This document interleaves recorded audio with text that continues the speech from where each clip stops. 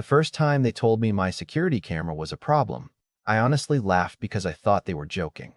I mean, this was a tiny little camera above my garage, the kind you can buy at any hardware store.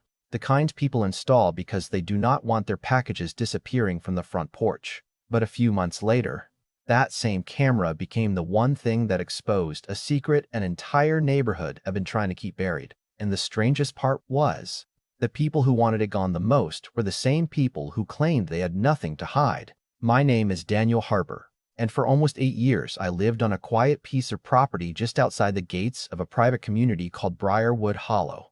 It was the kind of neighborhood that looked like it had been designed by someone who wanted every house to appear on the cover of a magazine. Perfect lawns, matching stone mailboxes, trimmed hedges that probably had their own maintenance schedule, and those big decorative iron gates at the entrance that made it very clear who lived inside and who did not. I never had a problem with the people there. Actually, most of them were pretty friendly. The funny thing about living next to a place like that is you learn pretty quickly that the people who care the most about appearances are usually the ones who have the most drama happening behind closed doors. My house sat right outside their entrance road, not inside Briarwood Hollow, not under their homeowners association rules, and definitely not under their control. My property line ended about 50 yards before their giant brick sign that said Briarwood Hollow Estates. I used to joke that I had the best view of the neighborhood without having to pay their ridiculous monthly fees. I could see every car coming in and out, every delivery truck, every visitor who stopped at the gate. 3 years earlier, after a few packages went missing from my porch, I installed a small black security camera above my garage. Nothing fancy, no giant spotlight, no motion alarm screaming at midnight, just a simple camera pointed toward the entrance road. It was there quietly doing its job, recording a little piece of the world outside my house. I barely thought about it anymore. It became like a porch light, something you only notice when it stops working. Then everything changed in the spring when the Briarwood Hollow HOA board announced a brand new rule. The letter arrived in the mail inside one of those expensive envelopes that made it feel more like a legal warning than a neighborhood update. The paper was thick, almost too thick for something that was supposed to be a simple announcement. At the top was the HOA logo, and underneath it was the new regulation. Exterior cameras facing public areas were now prohibited. No cameras pointed toward streets, sidewalks, or shared entrances. The reason they gave was privacy. They said residents deserve protection from unwanted recording. They said public-facing cameras created unnecessary tension between neighbors. They said they were simply trying to maintain harmony. But something about it felt strange, because cameras were not new. People had doorbell cameras everywhere. They had driveway cameras. They had systems protecting their homes, their cars, and their families. So why suddenly ban the ones that could actually see the street? I remember standing in my kitchen reading that letter twice, then looking out my window toward that big iron gate and thinking, that is a very specific thing to be afraid of. Most of the residents inside Briarwood Hollow just accepted it. That was how things worked there. The HOA board had a reputation for being strict but organized. Their president, Martin Caldwell, was the kind of man who always looked like he was heading to a business meeting, even when he was walking his dog. Perfect haircut, pressed shirt, expensive watch, and that calm smile people use when they want you to believe they are reasonable while they are making a decision for you. At neighborhood meetings, he never raised his voice. He did not need to. He had mastered the art of sounding polite while making sure everyone knew he was in charge. A few residents complained quietly, but most people removed their cameras or adjusted them away from the street. Nobody wanted to fight with the HOA. And honestly, I understood why. When you buy a home, the last thing you want is to spend your evenings arguing about rules and paperwork with people who seem to have unlimited free time. I figured it was just another strange HOA decision and moved on. At least, that is what I thought. Then came the night in late August that changed everything. It was hot, the kind of humid summer night where even the air feels heavy. I was sitting on my couch watching television when I heard someone knock on my front door. I checked the clock, 11:47 p.m. Nobody comes to your door at that hour unless something is wrong. When I opened it, I saw a man standing there looking nervous. His name was Chris Bennett. He lived inside Briarwood Hollow, 3 houses away from the main entrance. I knew him casually. We had talked a few times over the fence line when he was walking his dog, but that night, he looked completely different. He kept looking behind him toward the road like he was worried someone had followed him. "Daniel," he said quietly. "I need to ask you something." I stepped outside. "Everything okay?" He shook his head. "Someone has been getting into cars around the neighborhood." That got my attention. He told me several residents had found their vehicles disturbed. Nothing major at first. Glove compartments opened. Items moved around. Small things missing. But then it started happening more often. "The HOA told everyone not to make a big deal out of it," Chris said. "They said they were handling it." That sentence bothered me, because when someone says they are handling something, sometimes it means they actually are, but sometimes it means they do not want anyone else looking too closely. Chris looked toward my garage.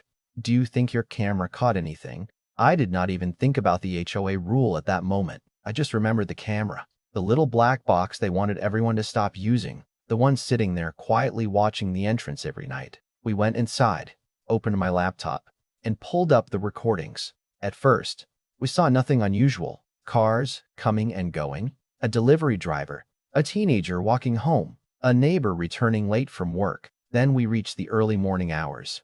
2014 a.m. A dark gray sedan slowly entered the neighborhood. It did not drive like someone who lived there. It moved slowly, almost carefully, like the driver was looking for something. The headlights passed over the stone columns at the entrance. The car stopped near the first driveway. A man wearing a hoodie stepped out. He walked toward a parked vehicle, checked the door handle, then moved to another one. Chris leaned closer to the screen. Neither of us said anything. We just watched. The person got back into the sedan and drove farther inside. Then the camera caught something that made Chris suddenly sit up straight. On the rear windshield was a small white parking permit. I zoomed in. The image was not perfect, but it was clear enough. Printed on the permit were the words that changed the entire story. Briarwood Hollow board member. Chris stared at the screen for a few seconds, then whispered, "No way." I looked at him. "What?" He pointed at the monitor. "That car belongs to Martin Caldwell's son." And right there, in the quiet glow of my laptop screen, I realized why they had been so desperate to control what people could see. It was never about privacy. It was about who was watching. And now, for the first time, someone had proof. For a few seconds, neither of us moved. It was one of those moments where your brain sees something before it is ready to accept it. I remember staring at that screen thinking there had to be another explanation. Maybe the car belonged to someone else. Maybe the parking permit was old. Maybe we were jumping to conclusions because we already suspected something was wrong. That is usually what reasonable people do, right? We look for another answer before we accuse someone. But the more we looked, the harder it became to ignore what was sitting right in front of us. Chris pulled out his phone and searched through some pictures from previous neighborhood events. There it was.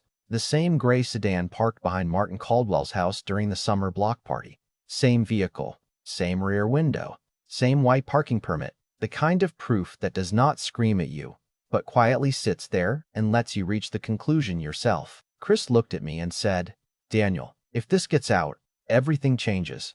I knew exactly what he meant, because this was not just about a car. It was about the rule, the camera ban, the sudden need to control what people could record, the way the HOA had spent months telling everyone they were protecting privacy while apparently protecting something else entirely. I told Chris we needed to be careful. A video can ruin someone's life if you are wrong. I was not interested in becoming the neighborhood guy who made accusations without facts. But I also knew something else. If that video was real, then staying quiet meant allowing everyone else to live with a lie. Chris asked if he could have a copy of the footage. I hesitated for a second, then saved it onto a drive and handed it to him. "Just make sure people see the whole thing," I told him. "No editing, no assumptions. Let the footage speak." I thought maybe a few neighbors would watch it. Maybe there would be a conversation. Maybe the HOA would have to explain itself. I was not prepared for what happened next. Chris sent the video to a small group of residents inside Briarwood Hollow. Within an hour, that small group became dozens. By sunrise, almost everyone in the neighborhood had seen the footage. And when people started comparing notes, they realized something that made the whole situation even stranger. The car had appeared on security footage from multiple homes before. The problem was, most residents had deleted their recordings or turned their cameras away from the street because they were afraid of violating HOA rules. The one piece of evidence that remained came from someone who was not even part of their community. My camera, sitting outside their gates, had recorded what their own cameras were no longer allowed to see. That morning, I watched the neighborhood change. People who had spent years avoiding conflict suddenly started asking questions. They were not angry because someone had committed a crime. They were angry because they felt manipulated. There is a difference. When someone steals from you, you feel violated. But when someone convinces you to give up your ability to protect yourself, then you discover they had a reason for doing it. That feeling goes deeper. It becomes personal. Around noon, Martin Caldwell sent out an email to every resident. I still remember the tone because it was exactly what I expected from him. Calm, professional, carefully worded. He did not say the footage was fake. He did not deny the car belonged to his son. Instead, he focused on the camera itself. He claimed the recording had been obtained improperly. He said the footage created unnecessary panic. He accused certain residents of spreading misleading information. It was a classic move. Change the conversation. Do not talk about what happened. Talk about whether people were allowed to see it. But by then, people were paying attention. And once people start paying attention, it becomes very difficult to make them look away. The next HOA meeting was unlike anything Briarwood Hollow had seen before. Normally, those meetings were quiet. A few people asking about landscaping rules, someone complaining about parking, someone else requesting approval for a fence color. The usual neighborhood arguments that somehow become serious debates. But that night, the room was packed. People were standing along the walls. Residents who had never spoken before were raising their hands. Martin walked in wearing the same confident expression he always had. But something was different. For the first time, people were not looking at him like an authority figure. They were looking at him like someone who had questions to answer. He started by saying everyone needed to remain respectful. That was when Chris stood up. He placed a printed copy of the video timeline on the table and said, "Respectfully, we've been asking for transparency for months. The only reason we know what happened is because someone outside this HOA kept a camera we were told we could not have." The room went silent. Martin looked uncomfortable for the first time. He tried to explain that his son's vehicle did not prove anything. And technically, he was right. A vehicle being there did not automatically prove who was responsible. But then another resident spoke up. Her name was Linda Walker, and she had lived in Briarwood Hollow for 14 years. She said, "Martin, if this was just about privacy, why did you push so hard to remove cameras facing the entrance? Why not just create rules about where cameras can point? Why ban them completely?" Nobody had an answer for that, because that was the question everyone had been avoiding. The camera was never really the problem. The camera was the witness. And witnesses make people uncomfortable when they have something to hide. Over the next several days, things moved quickly. More residents came forward. They started reviewing old information. They requested HOA records. They demanded explanations. The board tried to slow everything down, but the pressure was too strong. For years, people had assumed the HOA knew best because the HOA acted like it knew best. That is how power works sometimes. It does not always come from force. Sometimes it comes from people simply accepting that someone else has the authority to make decisions for them. But once that trust breaks, everything starts falling apart. Then came the moment nobody expected. During a special board meeting, Martin announced that he was stepping down as president. He called it a personal decision. He said he wanted to focus on his family, but nobody in that room believed it was just a coincidence. A few weeks later, authorities confirmed that Martin's son was facing charges connected to the vehicle break-ins. The investigation continued, and the community finally got the answers they had been looking for. But the part that stayed with me was not the arrest. It was what happened afterward. Because once the truth came out, the neighborhood changed. The same people who had removed their cameras because they were afraid of breaking HOA rules started putting them back up. Slowly, house by house, cameras returned. Front porches, driveways, gate entrances. Every angle that could show what was really happening. I remember driving past Briarwood Hollow a few months later and noticing something almost ironic. All those cameras they had tried to eliminate were now everywhere. The very thing they called a threat had become something residents considered necessary. And every time I looked at that entrance road, I thought about how close everyone came to losing the one thing that protected them.